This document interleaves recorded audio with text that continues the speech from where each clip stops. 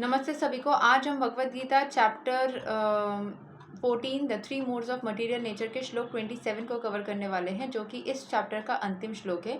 रोज की तरह पहले मैं संस्कृत में श्लोक को पढ़ूंगी, उसके इंग्लिश ट्रांसलेशन को देखेंगे और मीनिंग को समझेंगे। तो चलिए शुरू करते हैं।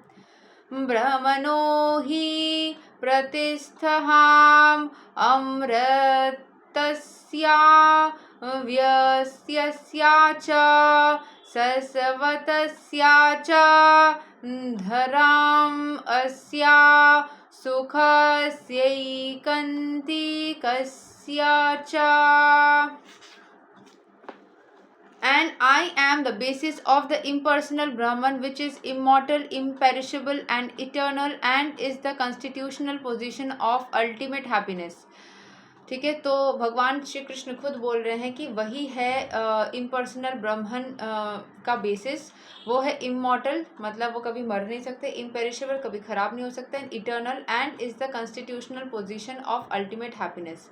खुशी के वही कॉन्स्टिट्यूशनल पोजीशन है, वही जरिया है खुशी के। ठीक है, ये सच है कि जैसे विष्णु या फिर कृष्ण को खुशी का क्रिएशन माना जाता है, शिव जैसे हमारे कष्ट को नष्ट करते हैं, वो भी इनडायरेक्टली खुशी को जनरेशन ही बोलते हैं। बट शिव थोड़ा वैराग्य मोड में रहते हैं, वो थोड़ा एकदम खालीपन को दिखाते हैं, जबकि कृष्ण एक नए ऊर्जा को जनरेट करवाते हैं। ठीक है, जबकि energy can neither be created not be destroyed, but एक अलग फॉर्म ऑफ फीलिंग आपके अंदर जनरेट होती है। दोनों के एनर्जी से ही मैंने थोड़ा थोड़ा डीलिंग करने की कोशिश की है। तो उसमें मैंने देखा है कि कुछ कुछ डिफरेंसेस फील होगा जब आप बहुत ज़्यादा शिव भक्ति करेंगे या बहुत ज़्यादा कृष्ण भक्ति करेंगे। दोनों में आपको हल्का सा डिफरेंस फील होगा। It's not exactly the same, it's neither कि कुछ बहुत भयानक डिफरेंस है, बट हाँ कुछ तो अलग है। ये आपको यस शिव जो है वो शून्य को दिखाते हैं, मतलब सब कुछ से आप एकदम विलीन हो जाते हो and you are just into it. And Krishna भी एक अलग फॉर्म ऑफ शून्यता को दिखाते हैं, दोनों ही शून्यता को दिखाते हैं, बट दोनों के फॉर्मेशन में जब आप बहुत ज़्यादा उस भक्ति के अंदर जाओगे ना, when you are too much into Shiva and then you are too much into Krishna, you will feel it.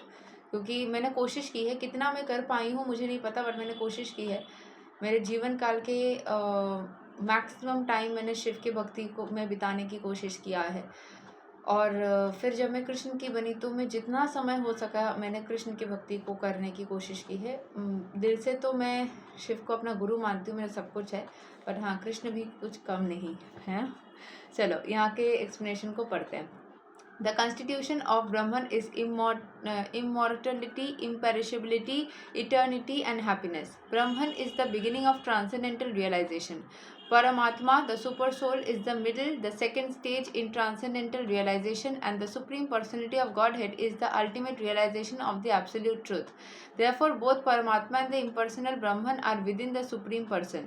मतलब ब्रह्मन का अंदर क्या होता है कि वो मरते नहीं हैं, इम्पेरिशेबल नहीं, मतलब पेरिश नहीं करते, इम्पेरिशेबल रहते हैं, इटर्नल हमेशा रहते हैं, खुशी को दिखाते हैं। तो ब्रह्मन जो है वो हमारे स्पिरिचुअलिटी के फर्स्ट स्टेप है। जब स्पिरिचुअलिटी का फर्स्ट स्टेप होता है self love, self care, happiness, उसी से फिर वो धीरे धीरे बढ़ता चला जाता है। ठीक है, सो ब्रह्मन इज द ये चीज़ बताऊंगी, कॉन्ट्रास्ट हो जाएगा उसमें, इसीलिए कॉन्ट्राडिक्टरी एंड कॉन्ट्रास्ट तरीके से नहीं बताऊंगी।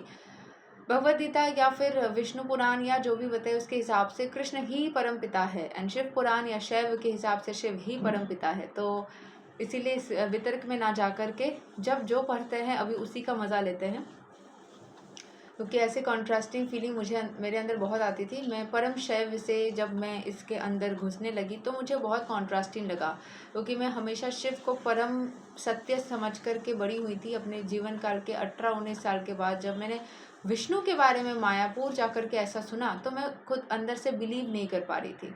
मुझे अंदर से वो चीज़ मैं एक्चुअली वो नहीं कर पा रही थी, हज़म नहीं कर पा रही थी कि जिसको मैंने हमेशा सर्वोत्तम माना है, सब कुछ माना है, मेरे शिव, वही सारी बातें मैं विष्णु के लिए जान रही हूँ। फिर मैंने समझा भगवान जो है वो एक ही है, अलग अलग रूप में आते हैं, बात जो है वो सही है।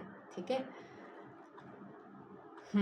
शिव ही हाथ पकड़ के इसमें लेकर के गए, मैं वो रियलाइज़ करती हूँ। ठीक है, So, therefore, both Paramatma and the impersonal Brahman are within the Supreme Person.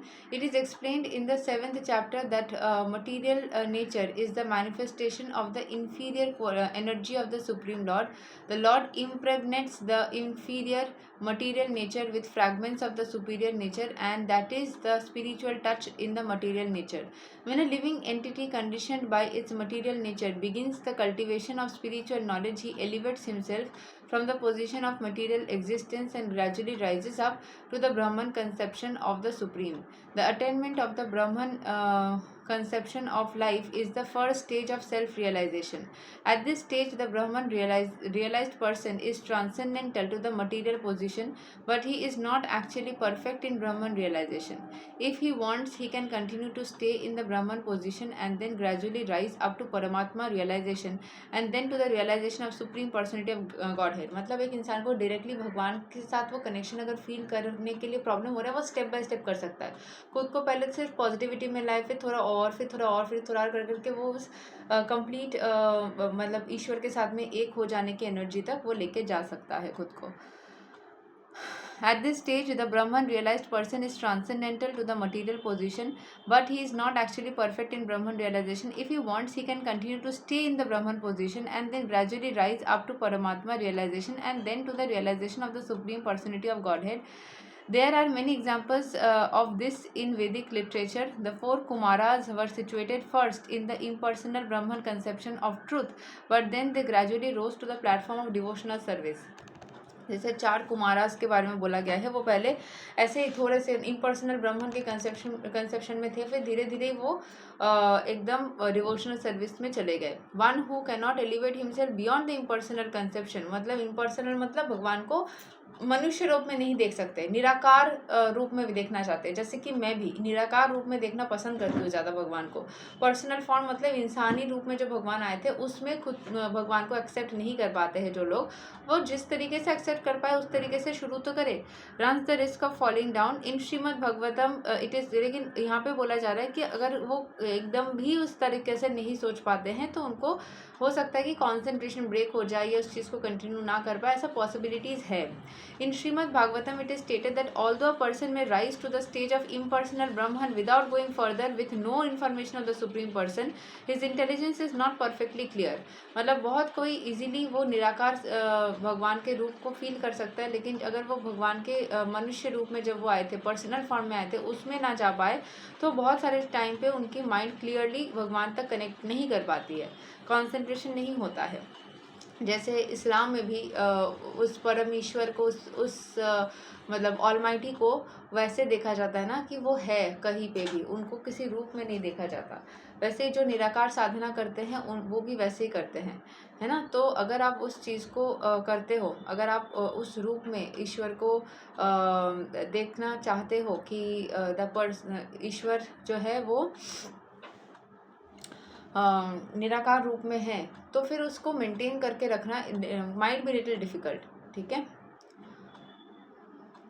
Therefore, in spite of being raised to the Brahman platform, there is a chance of falling down if one is not engaged in the devotional service of the Lord. In the Vedic language, it is also said, Raso Vaisa Rasam Hai Ivayam Lavadvanandi Bhavati. When one understands the personality of Godhead, the reservoir of pleasure, Krishna, he actually becomes transcendently blissful. Taittiriya Upanishad 2.7.1. The Supreme Lord is full in 6 opulences, and when a devotee approaches him, there is an exchange of these 6 opulences. भगवान के अंदर 6 अलग अलग गुण हैं.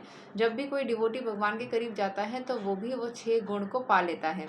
The servant of the king enjoys on an almost equal level with the king, and so eternal happiness, imperishable happiness, and eternal life accompany devotional service. Therefore, realization of Brahman or eternity or imperishability is included in devotional service. तो इसीलिए बोला जाता है जो devotional service में रहते हैं वो हमेशा खुश रहते हैं, वो ख़राब कुछ नहीं होता उनके लाइफ में, वो इटर्नली हैप्पी रहते हैं. मतलब ऐसा Therefore, realization of Brahman or eternity or imperishability is included in devotional service. This is already possessed by a person who is engaged in devotional service. जो devotional service में हमेशा ही रहते हैं वो इस चीज़ को फील कर पाएंगे, ठीक है। लेकिन जो 2 दिन के लिए डिवोशनल बन गए फिर चले गए, फिर डिवोशनल बन गए फिर चले गए, वैसे नहीं होगा। वो ऑन एंड ऑफ भगवान से खेल खेलोगे तो फिर नहीं बन पाएगा। अगर सच्ची मन से प्यार करना है भगवान को या किसी को भी तो वह सच्चे मन से करो। 2 दिन जैसे रिलेशनशिप में भी जब हम ऑन एंड ऑफ होते, क्या वो रिलेशनशिप ठीक से चलता है?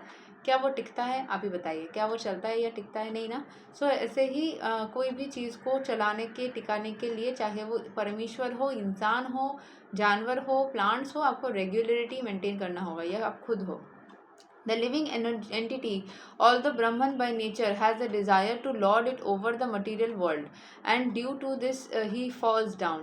In this constitutional position, a living entity is above the 3 modes of material nature, but association with material nature entangles him in the different modes of material nature: goodness, passion, and ignorance.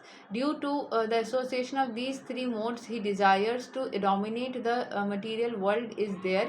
By engagement in devotional service in full Krishna consciousness, he is immediately situated in the transcendental position and his unlawful desire to control material nature is removed. तो जब इंसान 3 modes जो हमने पहले भी सीखा था, goodness, passion और इग्नोरेंस, इनमें से कोई ना कोई एक मोड में इंसान रह सकता है। बट जब वो भगवान के भक्ति में रहता है, कृष्ण कॉन्शियसनेस में रहता है, वो स्पिरिचुअल एंड ट्रांसेंडेंटल एनर्जी में चला जाता है, तब इन 3 मोड्स ऑफ मटेरियल नेचर से वो बिल्कुल ही फ्री हो जाता है। इन सब चीज़ों को उसको मतलब पकड़ नहीं सकता। Therefore the process of devotional service beginning with hearing. कैसे डिवोशनल सर्विस आप कर सकते हो? पहले सुनना, फिर चैंट करना, फिर याद रखना भगवान को, और ऐसे 9 मेथड्स हमने पहले सीखा था, उसमें से तीनों मेथड सबसे ईजी है। Should be practised in the association of devotees. साथ में संग दोष, संगत का असर, अगर संग अच्छा हो तो सब कुछ अच्छा हो सकता है, तो अच्छे संगत में रहने की कोशिश करें। डिवोटीज जो है उनके साथ में रहने की कोशिश करें। Gradually by such association, by the influence of the spiritual master, one's material desire to dominate is removed and one becomes firmly situated in the Lord's transcendental loving service. This method is prescribed from the 22nd of the last verse in this chapter. तो ऐसे energy में जब आप धीरे धीरे रहते हो, आपकी मटेरियल डिज़ायर जो है वो धीरे धीरे ख़त्म हो जाती है और वो ईश्वर के प्रति जाने की इच्छा बढ़ती चली जाती है, ईश्वर की तरफ प्यार करना बढ़ता चला जाता है, एंड कुछ भी चीज़ों को लेकर परेशान होना ये सब गायब हो जाता है।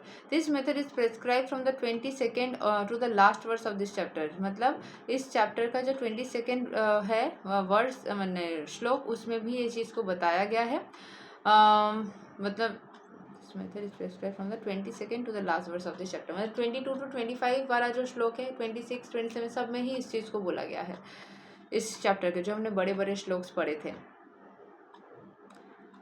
Devotional service to the Lord is very simple. One should always engage in the service of the Lord, should eat the remnants of the foodstuffs offered to the deity, smell the flowers offered to the lotus feet of the Lord, see the places where the Lord has his transcendental pastimes, read the different activities of the Lord, his reciprocation of love with his devotees, chant always a transcendental vibration Hare Krishna, Krishna Krishna, Hare Hare, Hare Rama, Rama Rama, Hare Hare, and observe the fasting days, commemorating the appearances and the disappearances of the Lord and his devotees। मतलब उसको chant करना चाहिए अच्छे अच्छे। देखो, जो भगवान को जो खाना दे रहे हैं उसको दो, उस मतलब खाना को आप खाओ, उसको आप हरे कृष्ण का महामंत्र का जाप करो, जो उनको फूल चढ़ा रहे उसको सूंघो, उनके जो पास टाइम्स है उस स्टोरीज़ को आप पढ़ो। By following such a process, one becomes completely detached from all material activities. One who can thus situate himself in the Brahma Jyoti or the different varieties of the Brahman conception is equal to the Supreme Personality of Godhead in quality. तो जो इंसान जो है खुद को one who can thus situate himself in the Brahma Jyoti, ब्रह्म ज्योति में जो खुद को रख सकता है, और the different varieties of the Brahman conception, जो अलग अलग ब्राह्मण के जो कंसेप्ट है उस कंसेप्शन में रख सकता है, is equal to the supreme personality of Godhead in quality.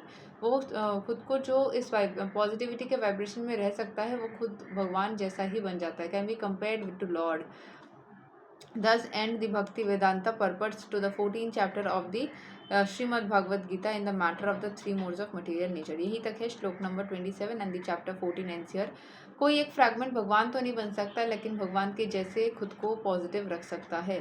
यही तक है ये श्लोक। अगले दिन हम स्टार्ट करेंगे श्लोक नंबर 1 ऑफ चैप्टर 15। चैप्टर 15 में कितने श्लोक है मैं बता देती हूँ। 20 श्लोक है। ये भी मैक्सिमम 20 दिन में हो जाएगा। ठीक है, थैंक यू सो मच। हरे कृष्णा, राधे राधे, जय श्री राम।